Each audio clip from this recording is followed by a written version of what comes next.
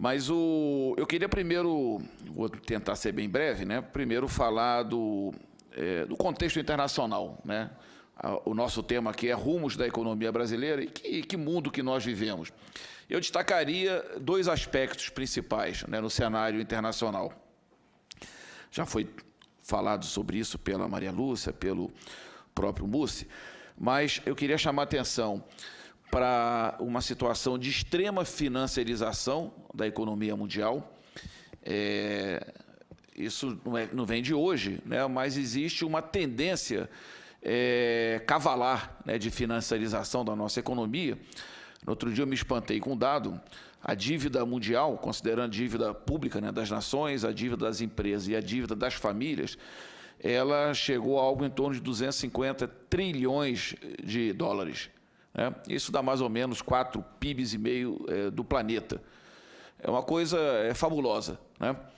E os dados sobre essa situação são diversos, né? E a gente ficaria aqui falando muito tempo sobre isso. E a outra característica é a excepcional concentração da renda e da riqueza, que também a Maria Lúcia já fez referência, né? Tem um relatório belíssimo, né, da Oxfam Internacional, que fala sobre isso na escala mundial, na escala da América Latina e na escala do Brasil, né? Com esse dado estarrecedor de que 6 famílias têm a metade da riqueza de 104 milhões de brasileiros, a metade, né, da população. E no mundo a mesma coisa, né? 8 famílias têm a renda de 3 bilhões e 700 milhões de pessoas. A renda não, a riqueza, né? São conceitos diferentes, que é uma coisa sem menor sentido. Isso nos permite, né, essas duas situações, nos permite entender, ou pelo menos eu entendo assim. Se me fizesse a pergunta, temos futuro no sistema capitalista? Eu diria que não temos futuro, né? Isso aí não nos reserva aí uma situação rósea para frente. Mas também, se me perguntasse, né, temos condições de superar o sistema capitalista, pelo menos no curto ou médio prazo? Infelizmente, não, né? Eu acho que as condições objetivas nem tanto, mas subjetivas são muito adversas, né? Né, não nos permite sonhar, né, como a gente já, na nossa juventude, né, sonhou com um outro mundo, pelo menos não para a minha geração. E a pergunta, né, o que fazer nesse cenário, né? Numa abordagem pragmática, né, a gente poderia vislumbrar 2 caminhos, né, 2 caminhos trilhados recentemente pelo Brasil e por outros países, né, com perfil parecido com o do Brasil. Um que seria o do liberalismo puro, que foi o governo Fernando Henrique Cardoso, né, que antecedeu o governo Collor, quebrado ali com o período do Itamar, e o que é o regime atual, né, o governo atual. E o outro que a gente poderia chamar de desenvolvimentismo com doses de liberalismo, né, que foi os governos Lula e da Dilma. O liberalismo puro, né, que está aí, corte de gastos sociais, cortes de direitos, privatização, total favorecimento do capital, especialmente o capital financeiro, tudo aquilo que a gente já sabe, que já foi apresentado e que a gente estaria aqui chovendo no molhado, com essa questão, né, da privatização, né, da Eletrobras, um patrimônio fantástico que eles querem vender a preço de banana, como foi o caso da Vale do Rio Doce, né, não nos esquecemos disso. Como estão fazendo com a Petrobras, Petrobras, a gente não está percebendo, mas eles estão fatiando, né, e a cada momento, agora a nova tentativa já passou pelo sistema distribuição do gás, né, dos gasodutos, já passou por fertilizantes, estão com dificuldade, inclusive, de vender algumas instalações de fertilizantes, passa pela desmobilização, que também está sendo cogitada da Braskem, a participação da Petrobras na Braskem, que é de 49%, não é qualquer coisa, e agora estão falando do refino também, do parque de refino, né? Eles querem vender as refinarias lá da Bahia, de Pernambuco, né, do Rio Grande do Sul e do Paraná. Bom, então é isso, né? Isso é o liberalismo puro, é o que está colocado. O que eu estou chamando aqui de desenvolvimentismo com doses, né, de liberalismo, ele se traduz por uma situação tanto quanto paradoxal, né? certamente aquilo que o senador Hélio José já destacou, né, particularmente no governo Lula, né, muito avanço na área social, né, houve um fortalecimento do mercado interno, né, assentado especialmente na valorização do trabalho, né, do salário mínimo e do salário, né, de uma forma geral. A formalização, a gente está retroagindo, mas avançamos muito na formalização do trabalho. Parênteses nisso, né, escrevi recentemente um artigo onde dizia que o Brasil criou 1.700.000 empregos. Foi o último dado da PNAD, né? No acumulado 12 meses até fevereiro, 1.700.000 empregos. Na verdade, foram 1.950.000 empregos precários, né? Porque foram 250.000 empregos formais a menos, considerando empregos com carteira e empregos no setor público, que na estatutária também é formal. Então, a gente está criando emprego, mas continua decrescendo em termos de empregos formais, né? Nós estamos criando empregos cada vez mais, empregos precários, como autônomos, como assalariados sem carteira, que tem aumentado de uma forma absurda, né? O emprego doméstico, tudo aquilo que, né, não caracteriza, né, uma boa relação de trabalho. Então, o que a gente avançou, né, e avançamos particularmente nos 2 mandatos do governo Lula, em relação à valorização do trabalho, né, do salário, aumento dos gastos sociais, houve efetivamente, né, um aumento dos gastos sociais com uma repercussão importante para a população.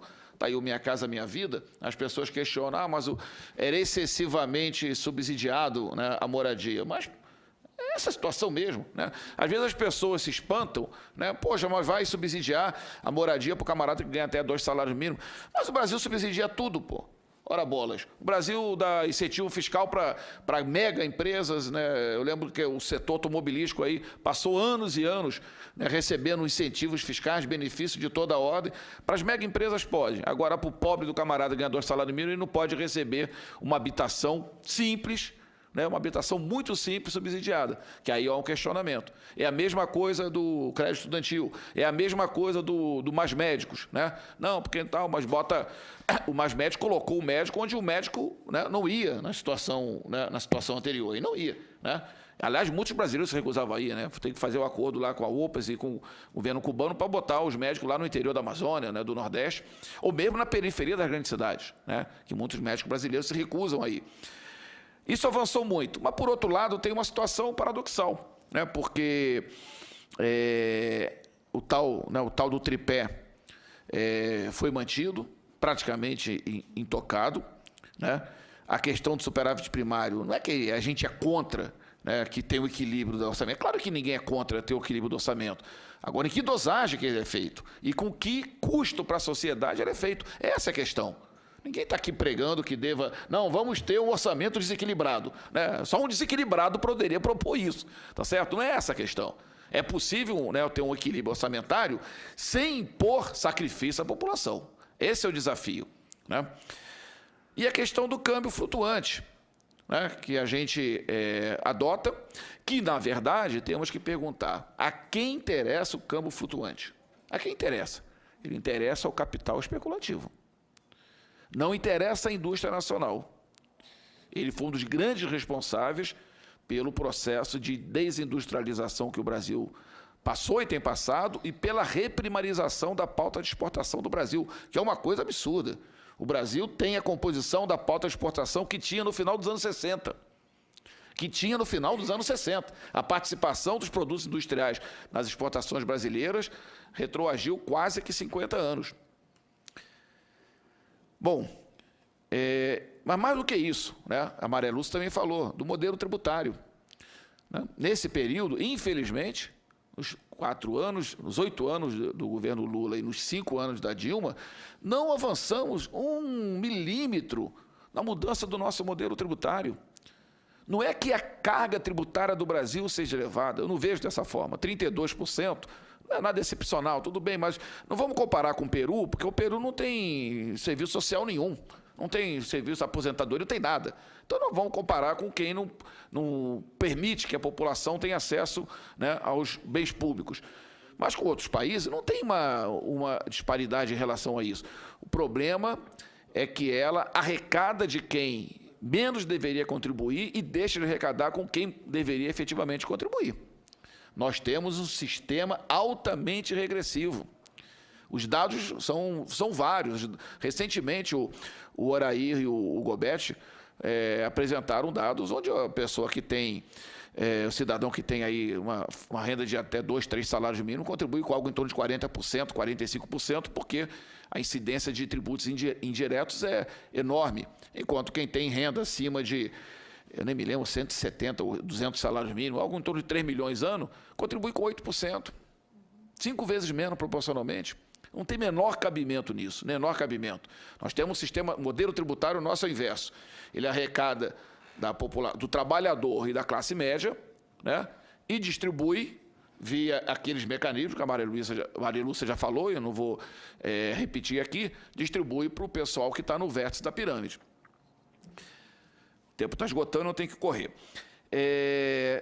E também, né, aliás, nessa questão do modelo tributário, né, fazer aqui num comercialzinho, o Conselho Federal de Economia, junto com a Oxfam e algo perto de outras 30 entidades nacionais, lançou uma campanha pela redução da desigualdade social no Brasil, né, os vários aspectos, né, a desigualdade se manifesta em vários aspectos, né, não é só na questão da renda e da riqueza, não.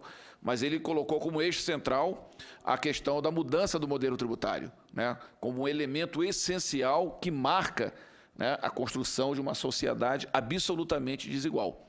Né? Então, tem um grupo de trabalho com várias entidades da melhor reputação, né, trabalhando uma proposta de reforma tributária, vai além, né, uma proposta de um novo modelo tributário, que deve ser apresentado, vai ter um livro agora que deve ser lançado em junho, né? Aliás, dia 25 de abril já tem um seminário aqui na Câmara dos Deputados para tratar desse tema, e a gente tem trabalhado, né, o Fórum pela Redução da Desigualdade Social, tem trabalhado junto com esse grupo de trabalho para apresentar efetivamente uma proposta, né, que não seja simplesmente trocar 6 por meia dúzia, né, como sempre se discutiu no Brasil em termos de reforma tributária. Indo um pouco além, né, explicando aquilo que o Hélio José falava aqui, de alguma forma aflito, né, em relação ao que está acontecendo no Brasil, também perdemos a oportunidade de mudar, né, diversos aspectos da estrutura, né, de poder no país. Eu não sei o que vocês pensaram em relação à fala do comandante lá do Exército, o general Vilas Boas, né? Coincidentemente, ele faz uma fala na véspera, né, de uma decisão no Supremo, né?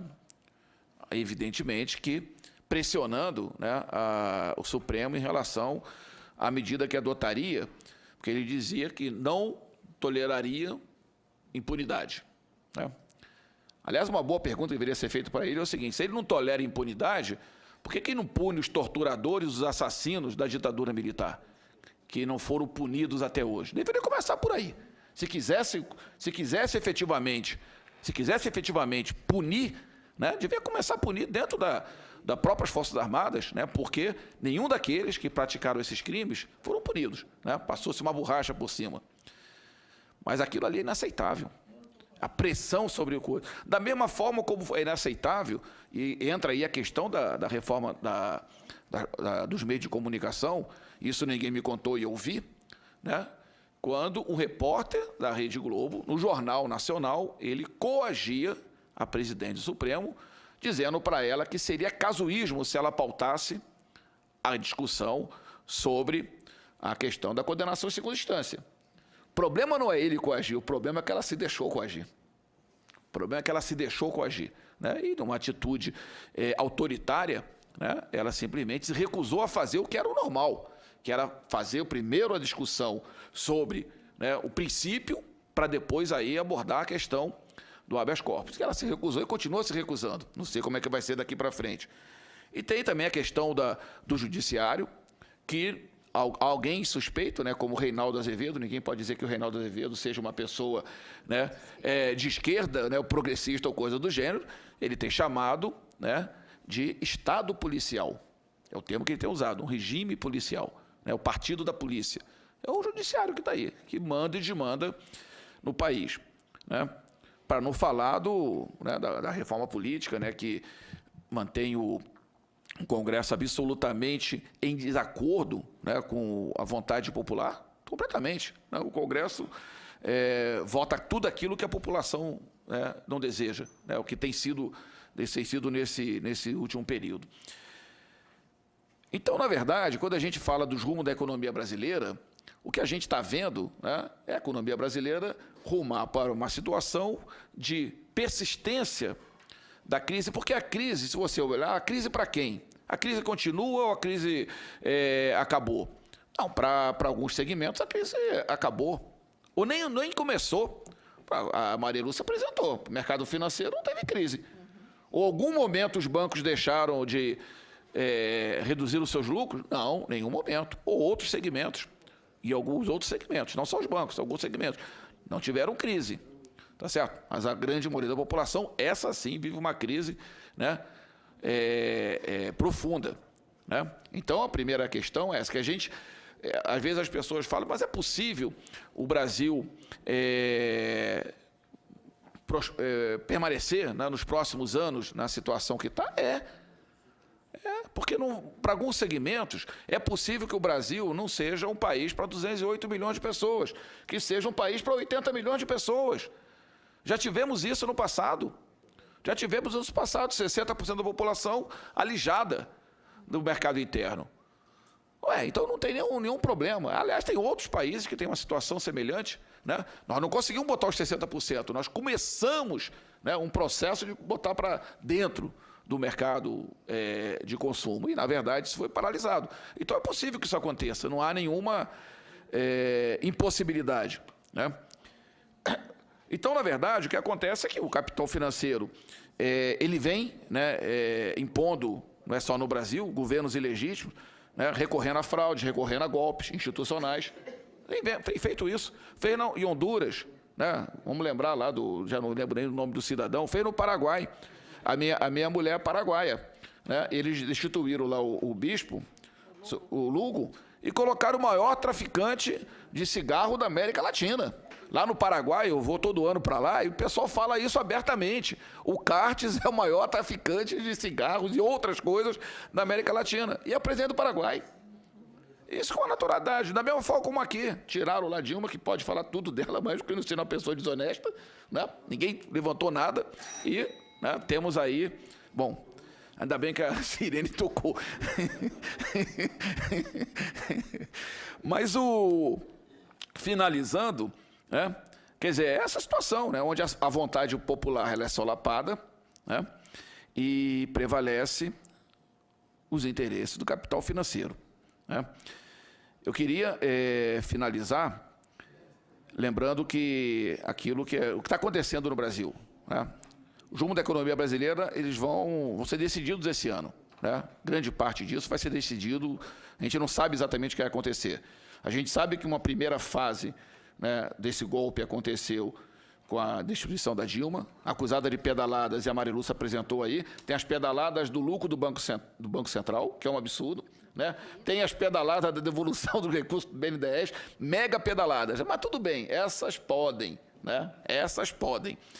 Depois tem, né, cai a Dilma, vem o quê? Uma agenda pró-reforma do mercado financeiro, que, na verdade, não foi eleito, não foi isso, foi aquilo, mas foi imposta. Né? Esse Congresso aí votou. Depois vem um terceiro, né, que é o impedimento da candidatura do Lula. Não pode o Lula candidatar. Se o Lula candidatar, vai ganhar a eleição, pomba. Aí quebrou tudo. Toda coisa que a gente fez lá atrás, como é que faz? Desmonta tudo? Então não pode. Né? Mas a quarta fase, essa é mais problemática, porque a prisão do Lula não é só a prisão do Lula, é para desmoralizar e destruir as organizações do povo. É isso que está por trás. O que está por trás é desmoralizar e destruir os instrumentos que a população tem para fazer valer os seus interesses. Né? E isso é muito complicado, porque isso ameaça uma coisa mais importante que qualquer coisa, que é a democracia. Nós estamos no limiar, né? E o que a gente tem visto aí de, né, aquelas coisas do assassinato da Marielle, recentemente foi morto agora uma liderança, várias lideranças sem terra, toda hora estão morrendo, né? Mas lá na Bahia, teve a questão dos tiros lá na caravana do Lula, uma infinidade de coisas. Ontem o tiroteio, bala de borracha lá em Curitiba e as bombas da Polícia Federal. né, com elementos, né, de fascismo. Elemento de fascismo muito claro. E a gente fica pensando assim, o fascismo está lá na Europa, o fascismo está não sei o quê. Não, aqui também. E teve um general que aí fez alusão, né, a um fascista, né, a um integralista, recentemente. Né? Então, esse tipo de coisa nós temos que ficar muito atento, porque isso tem uma relação direta com o que vai acontecer na economia brasileira e, mais do que isso, com o que vai acontecer com o povo brasileiro nos próximos anos. Obrigado.